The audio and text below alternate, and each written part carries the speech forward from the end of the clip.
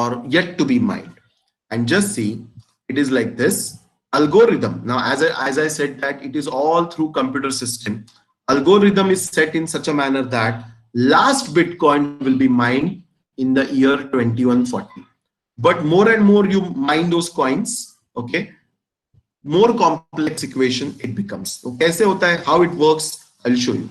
Okay, but this is the basics of Bitcoin. Okay, now let's understand. See, these are the examples of different cryptocurrencies.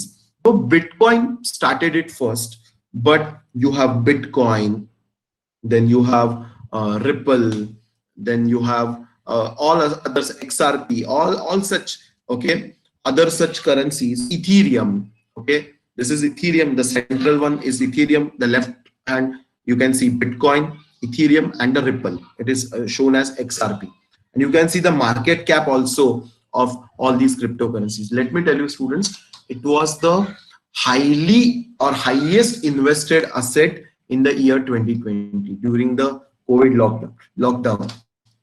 Okay, so just to give you idea, but of course our focus is on Bitcoin. Now, how Bitcoin functions? Let me give you one simple example, and then you'll understand. Suppose, I hope all of you know her, Anushka Sharma. Okay, Anushka Sharma acts in one film, okay, and that film is produced by Yashraj Banner, Aditya Chopra. Okay, Yashraj Banner. So she has worked for a particular film of Yashraj film.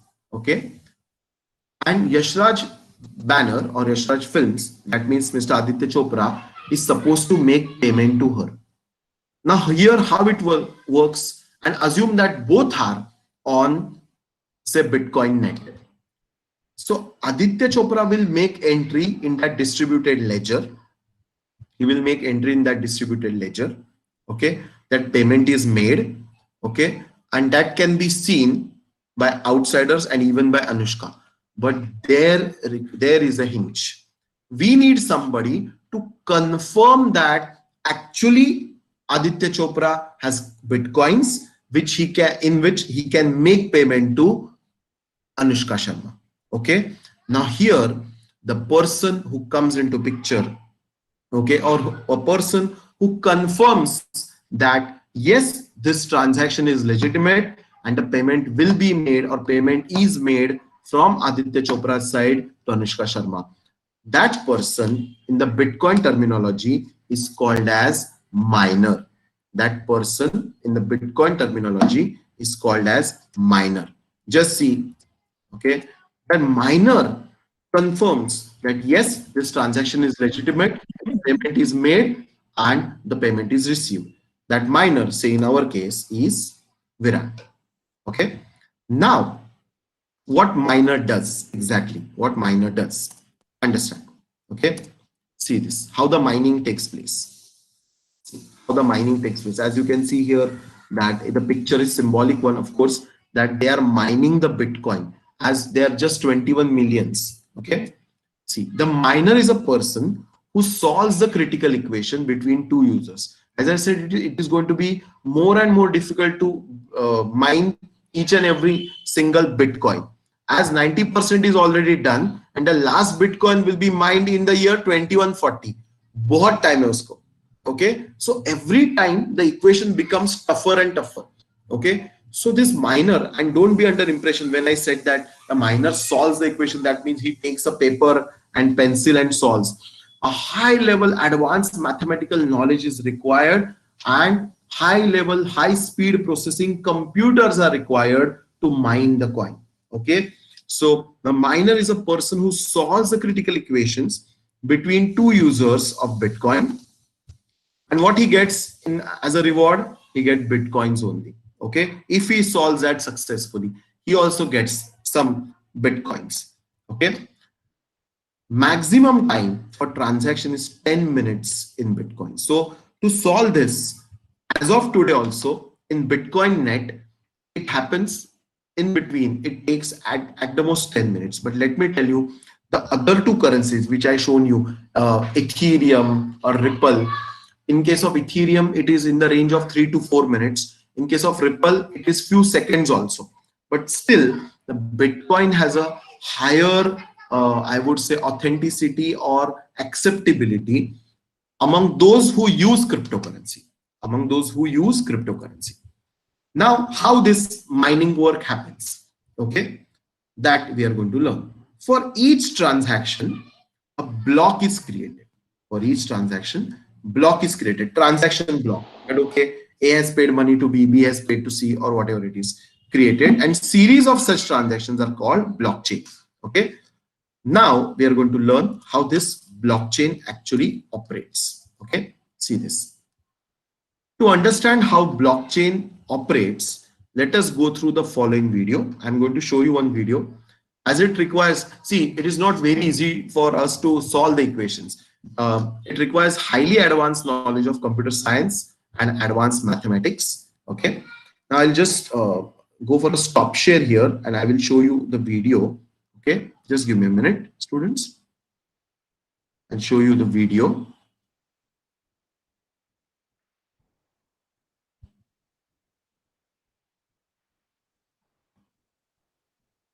Okay.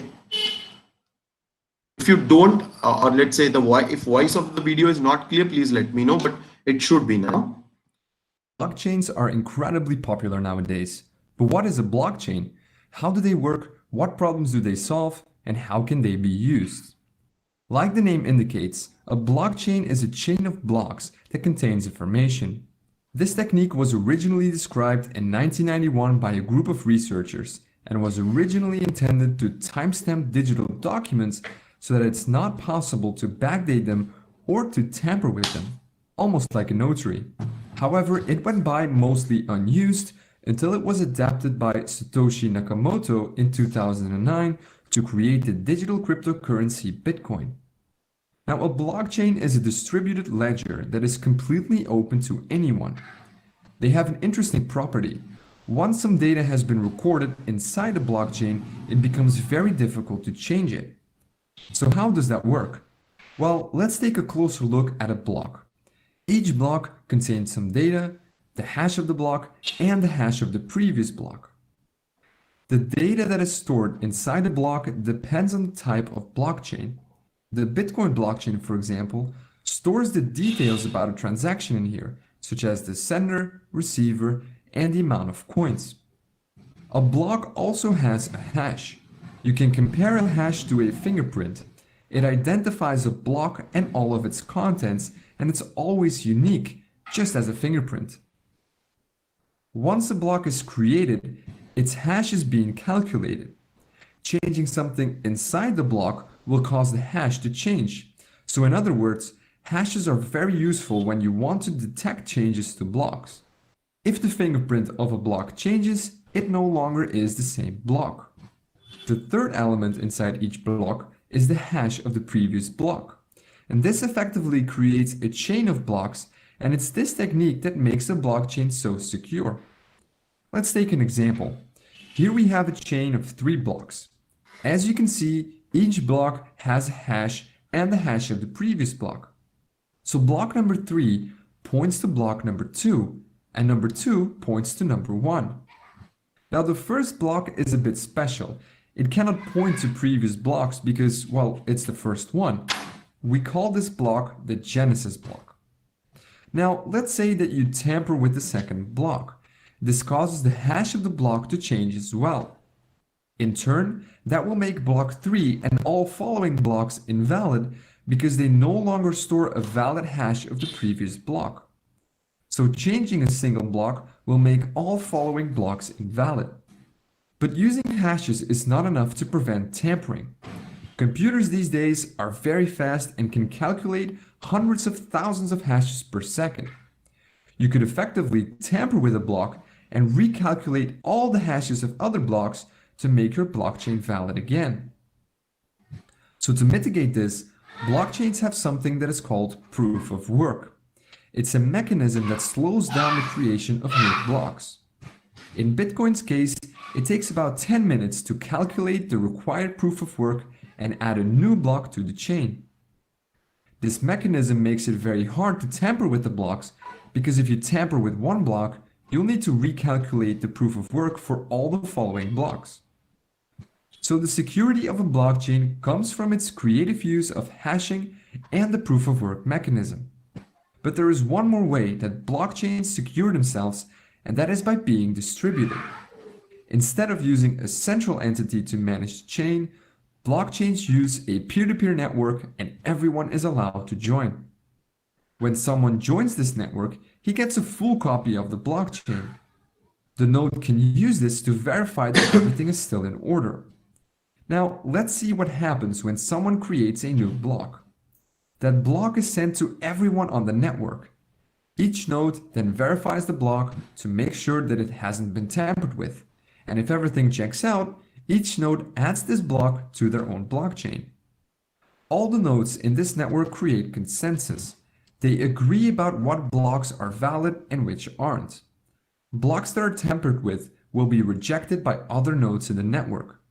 So to successfully tamper with a blockchain, you'll need to tamper with all the blocks on the chain, redo the proof of work for each block, and take control of more than 50% of the peer-to-peer network. Only then will your tampered block become accepted by everyone else. So this is almost impossible to do. Blockchains are also constantly evolving. One of the most recent developments is the creation of smart contracts. These contracts are simple programs that are stored on the blockchain and can be used to automatically exchange coins based on certain conditions. More on smart contracts in a later video. The creation of blockchain technology piqued a lot of people's interest. Soon others realized that this technology could be used for other things, like storing medical records, creating a digital notary, or even collecting taxes. So now you know what a blockchain is, how it works on a basic level, and what problems it solves. Want to learn how you can implement a simple blockchain in JavaScript? Then check out this video here. And as always, thank you very much for watching.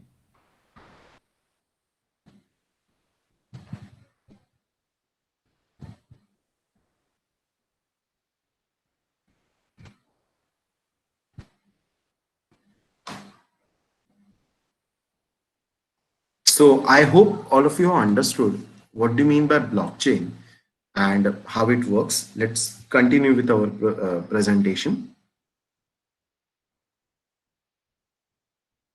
And you can search more such videos on Bitcoin, cryptocurrency, or like this. And definitely I can tell you that you'll get amazed that where we are heading towards, and let's say how cryptocurrency works.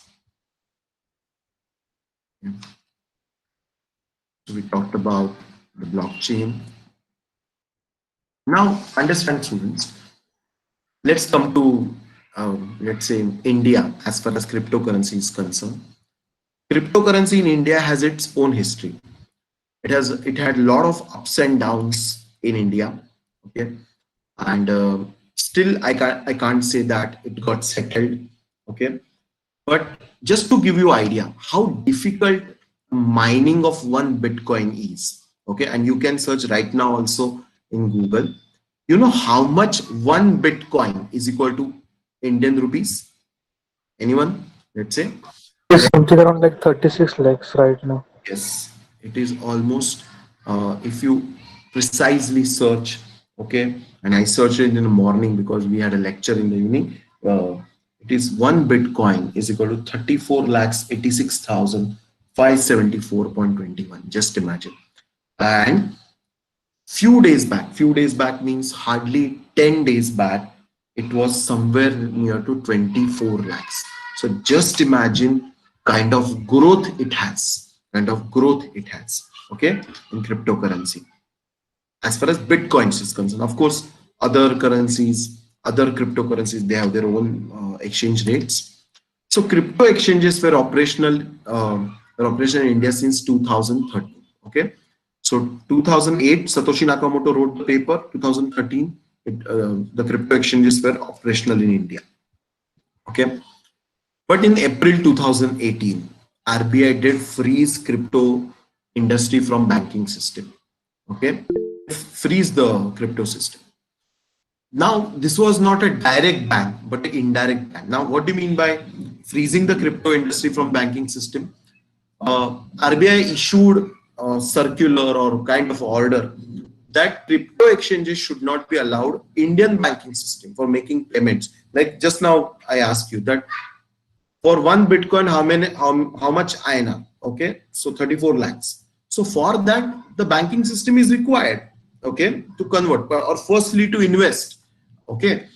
But RBI did the freezing of crypto exchanges or denied them banking system access, okay. RBI did this. RBI denied banking access to crypto ecosystem, which was indirect ban, as I said just now. It was an indirect ban, not a direct ban. And then there was a long, let's say, legal battle. And Supreme Court in March 2020 found RBI ban on crypto exchanges as disproportionate. As under Article 19(1)(g) of Constitution of India, anyone can carry out any legitimate business. Now understand, those who were opposed to it, it's not that simple to defeat RBI in Supreme Court. Okay, the apex body as far as banking system is concerned. The RBI said that as far as crypto is concerned, there is no assurance. The currency is only in the system. It can fail anytime and something like that. It's very volatile asset. Let me tell you, it's a very volatile currency. Okay. And the crypto exchanges, they pleaded that this can happen with any banking system. Okay. Just imagine in last 9 months, how many banks have failed? Okay. So whatever is possible with a normal banking system, we are not doing anything different. So the ban by RBI, which is though indirect ban, Supreme Court found it disproportionate. Supreme Court said not good, not correct. Okay. And that was a big day for crypto exchanges in India. Okay. Supreme Court favored the cryptocurrency. But now I will tell you the latest story. Okay.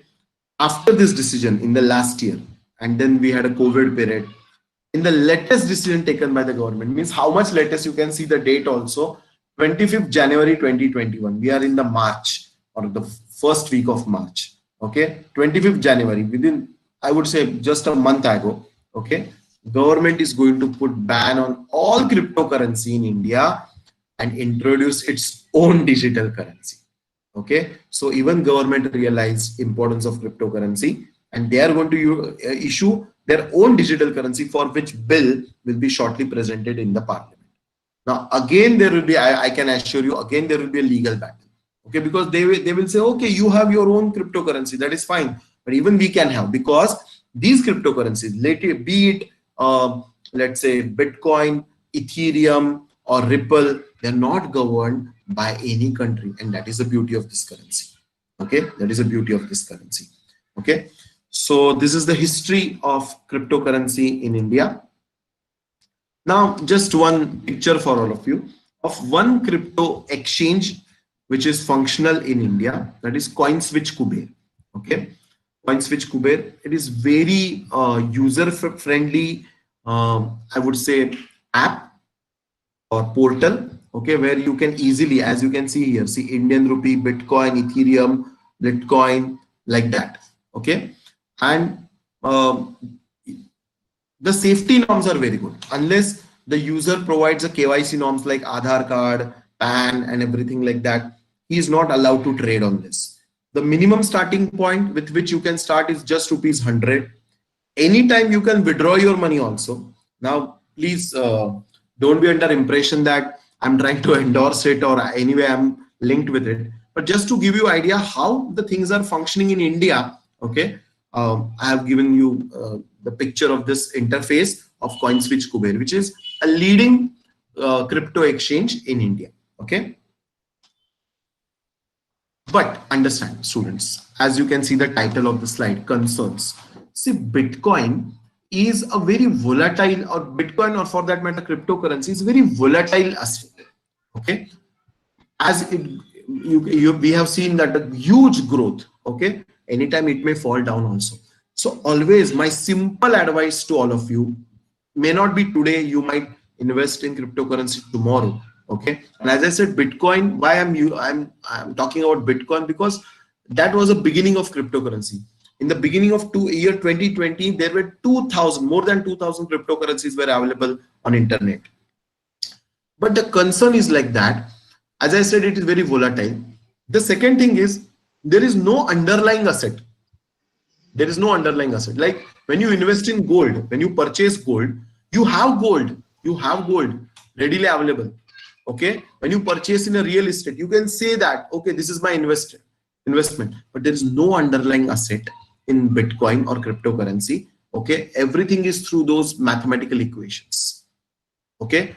So my simple advice is to begin with, or at any time, okay, you should invest only such money in cryptocurrency which you can afford to lose.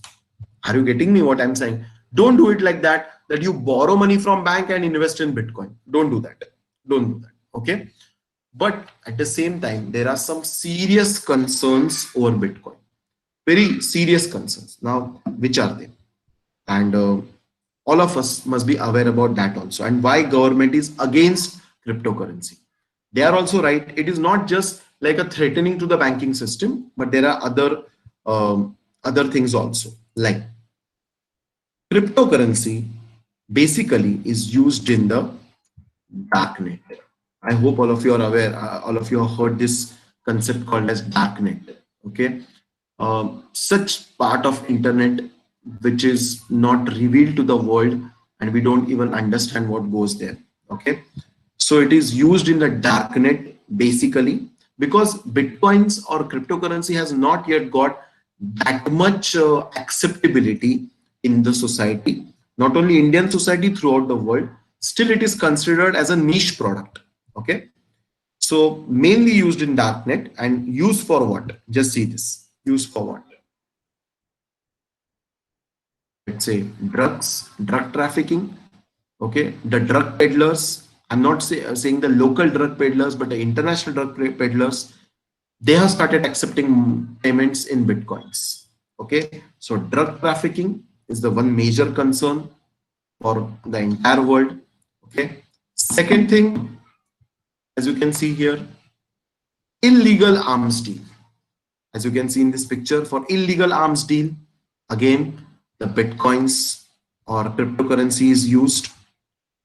Then the next thing is for taking bribes. Even it is heard that at political level, not only in India, but throughout the world, politicians have started accepting bribe in Bitcoins. Just imagine one coin is if 35 lakhs, just see. And the fourth one, Bitcoins or cryptocurrencies are used for money laundering purpose as well. Okay, so these are the concerns. Okay, why government is trying to put ban on this thing, trying to put ban, because as I said in the beginning of my session, that Bitcoin is not regulated, or cryptocurrency, anything, Ripple, Ethereum, is not regulated by the central bank of the country or any central authority. So it then becomes difficult for law enforcement agencies to tap it. We still don't have enough mechanism to tap it. Okay, if the payment is made in Bitcoins. Okay, so these are the basic concerns over the Bitcoin. And as I said, if you invest in future, please invest only such money which you can afford to lose. Okay, now let's talk about one Bitcoin scam in India. It happened in India. One person, Mr. Amit Bharadwaj, of course I will show you who is that fellow. Okay, Mr. Amit Bharadwaj. Okay, he started his own cryptocurrency named Gain Bitcoin. Okay, you can search about him on internet, Google about him. You can see videos also of Amit Bharadwaj on YouTube. And he allegedly cheated people with around 2,000 crores. Okay, 2,000 crores. He claimed that he's having a mining farms in China. Now here, what do you mean by mining farms? You know, I told you how blockchain operates and everything that takes place. Okay, so he claimed that he's having these mining farms where a lot of computers with high skill mathematical ability and everything like that are kept in China, and he promised very high returns to his investor. But just imagine 2,000 crore scam. Scam regularly happens in our country, unfortunately. Okay, this was one more scam. Okay, he was arrested in April 2018. He got bail also. He got bail. I'm not saying that. Okay, but the matter is sub judice. Sub judice means the court case is still going on. Okay, he is that fellow. Okay, he's that fellow. You can very well Google about him. So right now, as I have talked about the good sides as well as bad sides. Okay, I can say one thing that let's say the scenario is changing as far as cryptocurrency is concerned. Slowly but steadily, people have started accepting bitcoins.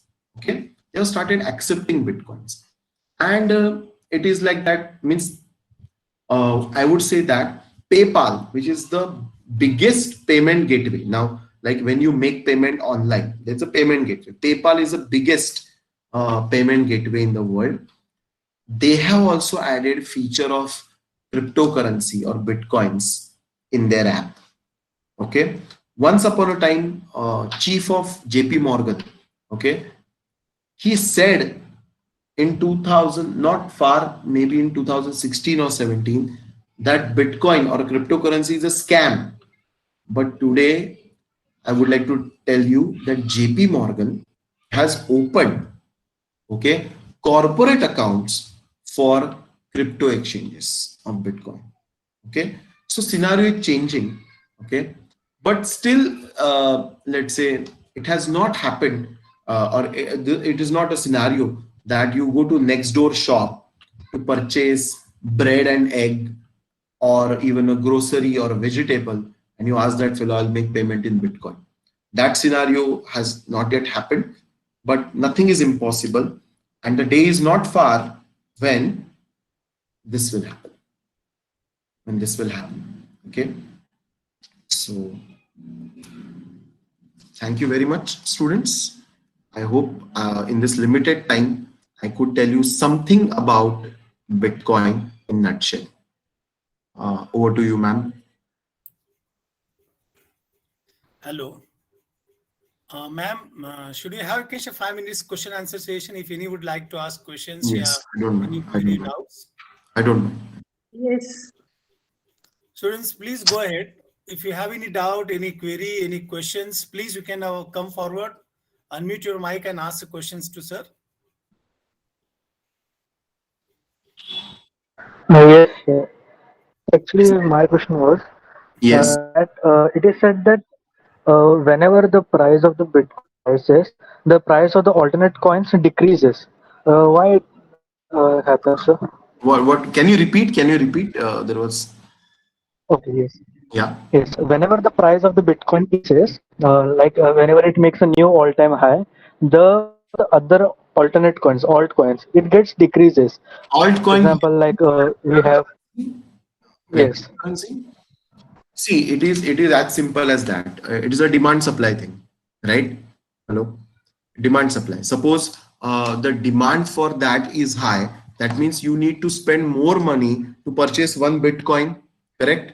Okay, and when you have to pour more and more money, okay, for one Bitcoin, automatically demand for Bitcoin increases, and that means people are let's say preferring Bitcoin over the regular currency. That is why the demand or that decreases. Okay, Tejas. Hello, Yes, sir. yes, Ria. Sir, I don't know the concept of darknet. Can you tell me more in detail of darknet? Okay, darknet means see what you use or what I use. Right now we are using internet, right? We are meeting online. Okay, we are using Google Meet. You use you must yes, be using yes, yes, you must be like using. a few days. Let me. Hello. Yes, Tejas. Hello. Tejas, let me answer Ria. Then I can come back to you. Okay. So till then you can mute yourself. Hello. Yeah, Ria. It is like this that darknet means such part of internet which you never understand from where, or let's say it is used for which purpose, you never understand. You must have heard about even the scams, right? You receive, you means not you, the people receive call, and the people ask them to give OTP and something like that, and money gets siphoned off. You must have heard about that. That is also part of a darknet. Okay, so darknet is something which you don't understand. Okay, that internet is used for what, and basically darknet is used for illegal activities. Clear, Ria? Hello? Yes, sir. Yeah. Okay. Any other question?